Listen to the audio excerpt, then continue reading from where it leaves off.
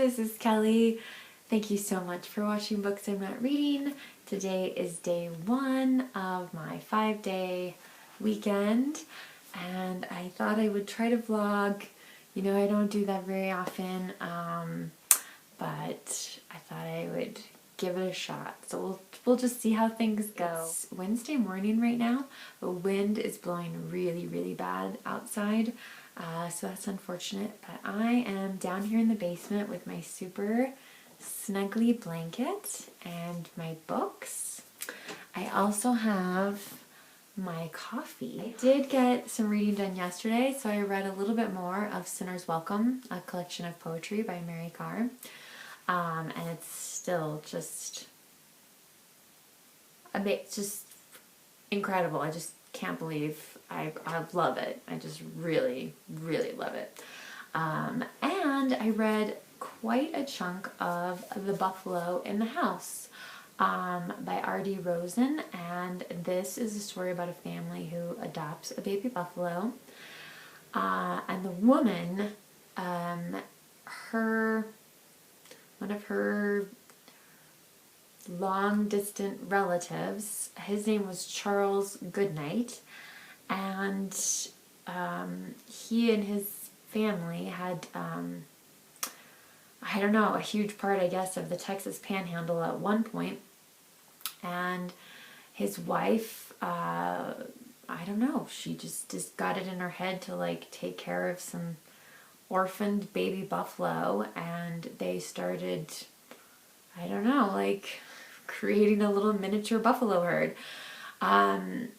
So she wanted to capture that. So the woman in the present, although this book is older than I thought it was, she's actually an artist. She's a sculptor, and she wanted to sculpt this woman with these two baby buffalo out on the, kind of on the plains,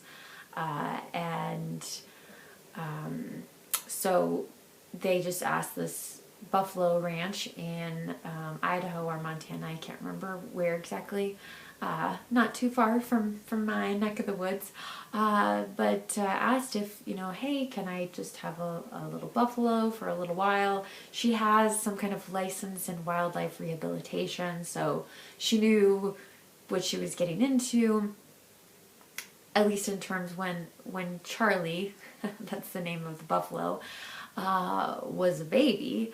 And then, yeah, I mean, so it goes back and forth in time, which is a little bit confusing, but it really does talk about the story of buffalo in North America and how we destroyed them, and then how we tried to save them, and why the buffalo just sort of upsets people in the cattle industry and things like that. So it's been much better than I don't know, like, I mean, I bought this book, so clearly at one point I was like, oh, I like animal books, even though they're generally sad, and this one actually has made me tear up a couple times. So but yeah, so I've got, I think, 70 pages left, so I am really hoping that I will be able to finish this today. So I'm going to get to reading, and I will be back later. Hey everyone, so it's about mid-morning on Wednesday, and I just finished reading A Buffalo in the House. I'm not going to lie, like, I cried. It's an animal book, so that's probably to be expected. There were occasionally times when I thought that some of the statements were a little bit outlandish. And the other thing that I just do get concerned about is if someone reading this would think like, oh, I want a baby buffalo. and maybe that's not realistic. They do point out the dangers of having an animal that's 2,000 pounds and wild. You don't ever really tame a buffalo. Pictures like this,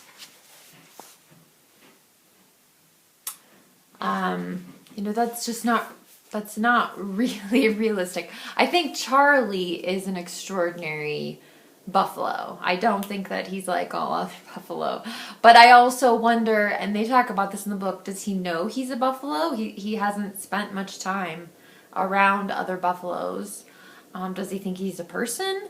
Or does he think the people who are taking care of him, they're buffaloes? Like, I mean, and I shared this on my, the last Q&A that I did, when I was 7 years old. I teased a buffalo at a zoo, and that buffalo knew that I was teasing it, and it put its horns through the fence, and the whole, I mean, this giant fence, and you can especially imagine how big it was when I was 7, right? So this huge fence is just like swaying back and forth and back and forth, and everyone in my class is like, we're all screaming, running away.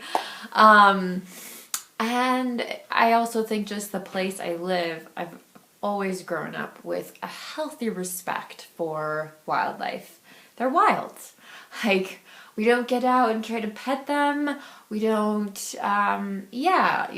like, we keep a safe distance from them. There's a reason there's a zoom on your camera. And I know for some people, like my grandmother, who died quite a while ago, but, when she was growing up, if you went to Yellowstone, I mean, you fed the bears out of your car. So anyway, I hope that no one reading this suddenly thinks like that they should get a baby buffalo and, try to raise it. Like, it's not, in Wyoming, I will just tell you, every single year, there is a new video of someone getting too close to a buffalo and getting tossed up in the air, getting gored, killed, all kinds of things. They're wild animals. And it's beautiful, the relationship that this man and the buffalo have together, but at the same time, it's very dangerous. Very, very dangerous. Even when they're trying to help him at one point, one of the buffalo's horns goes across another guy's stomach, and it doesn't cut him, but he has a bruise there for an entire year. So it's pretty intense. And there were so many times where things could have gone wrong for this family and this buffalo. But anyway, it is a really moving story. And I think it does a great job of talking about the politics, what humanity has done to the buffalo, and how that has impacted Native Americans, and people trying to protect the buffalo. I went to Yellowstone when I was 9. I have not actually been back, which is really quite sad. But this was one of the stuffed animals I got when I was there. Cute little buffalo. This is the kind of buffalo to have in your house. So anyway, all right, I'm gonna go, and I haven't decided yet. I'm either gonna make rolls or I may do some decorating. So we'll see. Talk to you later.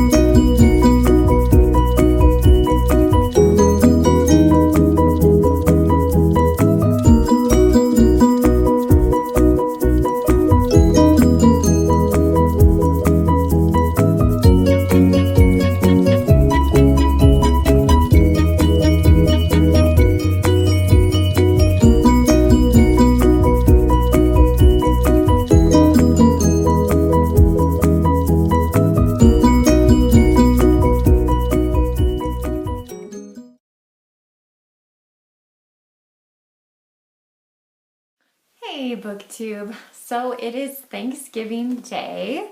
I woke up at 3:30 this morning, so I am feeling very tired. I actually was really tired yesterday, and I took maybe a nap that was a little bit too long. So I'm trying not to make that mistake today, but it's kind of a rough morning. So yesterday I made rolls, which hopefully you will have seen, for our Thanksgiving meal today.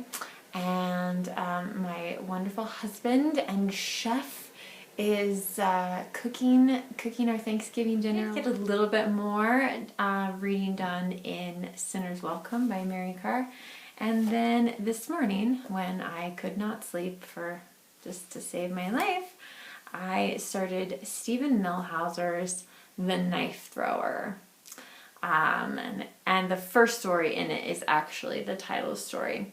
It's a little deceiving, this cover. Notice how it says winner of the Pulitzer Prize. Stephen Millhauser did not win the Pulitzer Prize for this book. He won the Pulitzer Prize for Martin Dressler, which I love. It's such a great book. Really, really good. So anyway, I'm excited to read something else by him. I'm reading this until my Betty Smith book gets here, which I'm really hoping will be tomorrow, but maybe Saturday. I'm not sure. The rest of the day will be spent cleaning dishes and creating dirty dishes. We're gonna watch Miracle on 34th Street, which is one of my favorite holiday movies, tonight. And like I said, there's got to be a nap in there somewhere, just even a brief one. But I'm not sure how much more reading I'm going to get done today. So today might be kind of a dud. So I'm going to go back to my Thanksgiving day, and I will talk to you soon.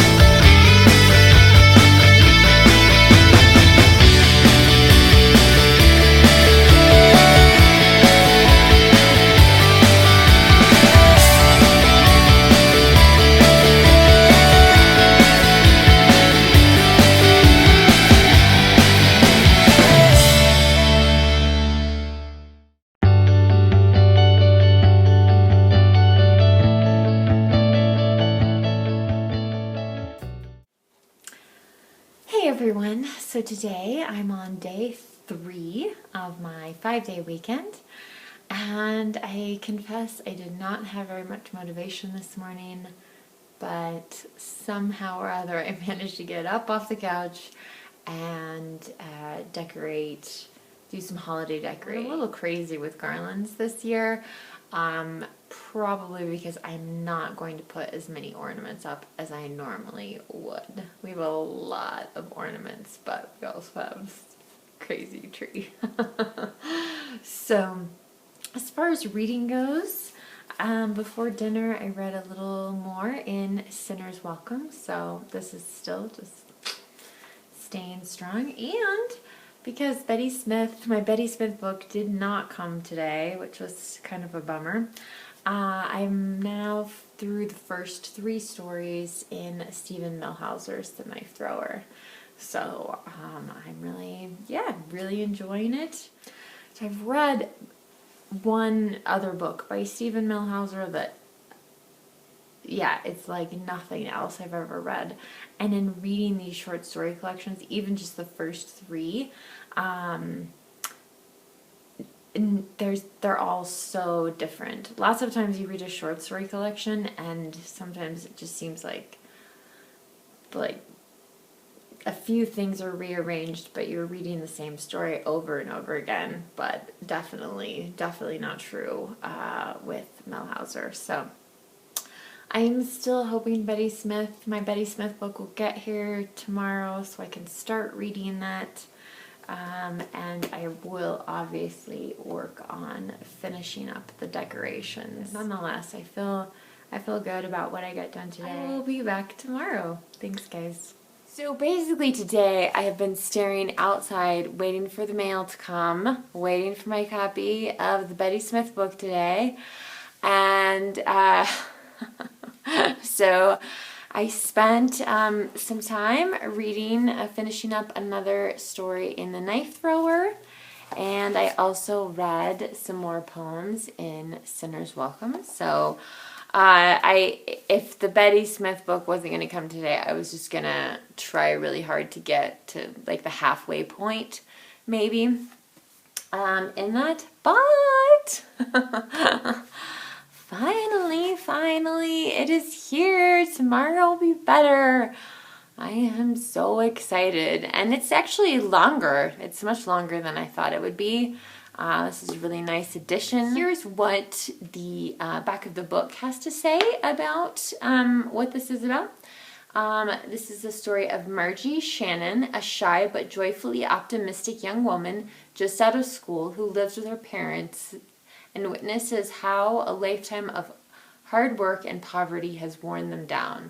Her mother's resentment toward being a housewife and her father's inability to express his emotions results in an intense home life where Margie has no voice. Unable to speak up against her overbearing mother, Margie takes refuge in her dreams of a better life. Her goals are simple: to find a husband she loves, have children, and live in a nice home, one where her children will never know the terror of want or need, or the need to hide from quarreling parents. When she meets Frankie Malone, she thinks at last her dreams might be fulfilled, but a devastating tragedy rattles her unshakable hopefulness and forces Margie to finally stand up for what she needs. So it sounds very much like all of the other Betty Smith books. I'm super excited to finally read this. I'll be reading this with Joey from Game of Authors, as well as somebody who comments on videos, but I don't know if I have the liberty to share their name or not. I can't. It's been so long because we were supposed to do this back in May, because that's when this book was supposed to be shipped, and then they changed the publication date. I really don't have anything very exciting to share with you about the rest of the day. I worked out. I finished decorating the tree.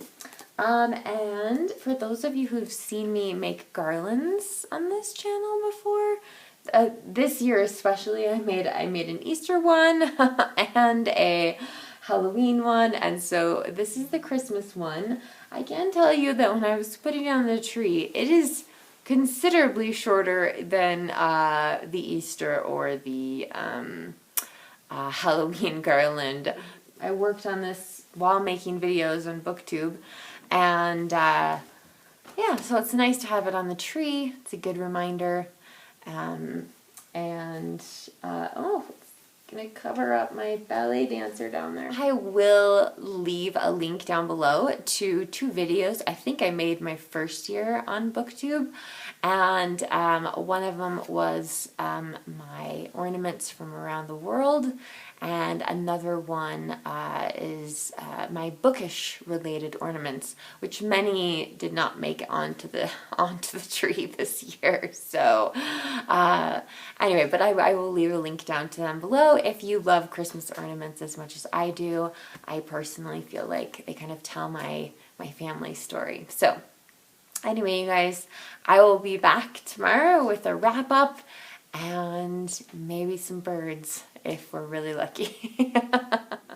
Here's Blue, the Christmas cat. Yes, wish everyone happy holidays. Should we show them what you're watching? Yeah, let's see.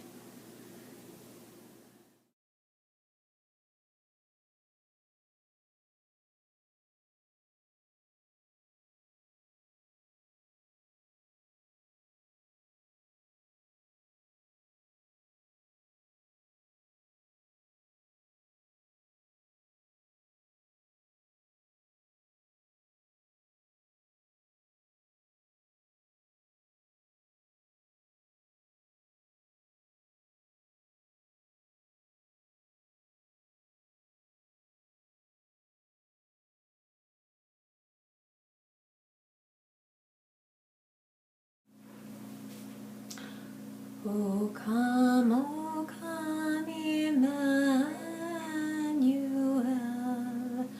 and ransom captive Israel, that mourns in lonely exile here, until the Son of God appear. Rejoice, rejoice, Emmanuel shall come to thee, O Israel.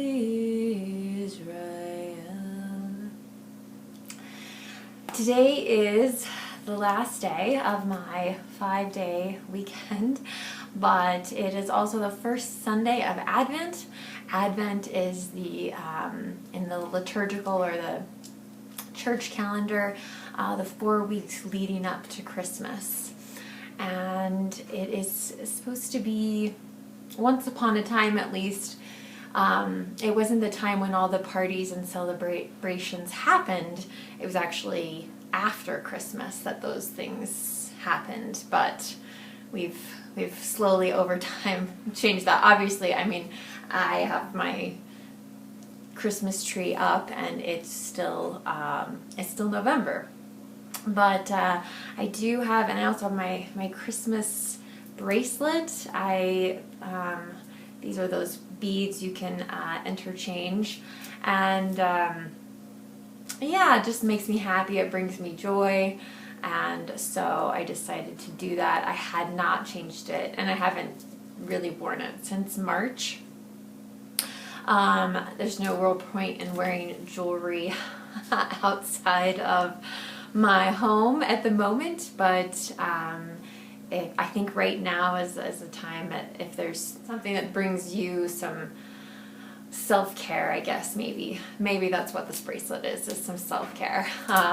Anyway, I do love the holiday season. I realize it's not a happy time for everyone, and this year will be very different, I think, for most of us compared to past holiday seasons. So, but that's one of my favorite hymns, and it is usually sung at the beginning of Advent, but we didn't sing it at church today. I watched church on Zoom with Jason. I've also managed to get 2 loads of laundry done. Yay! And a load of dishes. The birds took me forever to get this morning. As soon as I stopped filming, this pigeon that was just huge landed on top of the bird feeder. And all the birds were fighting, not while I'm filming, but after the fact. So, you know, I did the best that I could. You got a little touch of nature in this vlog. And yeah, last night I started reading Betty Smith's Tomorrow Will Be Better. I'm already 75 pages in, so it's going really fast, but I'm really enjoying it so far. And I am still reading The Knife Thrower by Stephen Millhauser, a collection of short stories, and very slowly getting through Sinner's Welcome by Karr. And so my hope is for the rest of today, well, I'm going to have to spend a ton of time editing this video. It's definitely going to be the longest video probably ever on my channel. But yeah, so I'm going to edit this and get it posted, and then I hope to spend the rest of the day relaxing and reading and resting before I have to go back to work tomorrow. If you've made it this far, thank you so much. Remember to be kind to yourself, be kind to others, and I hope you enjoyed this. Thanks so much for watching BookTube.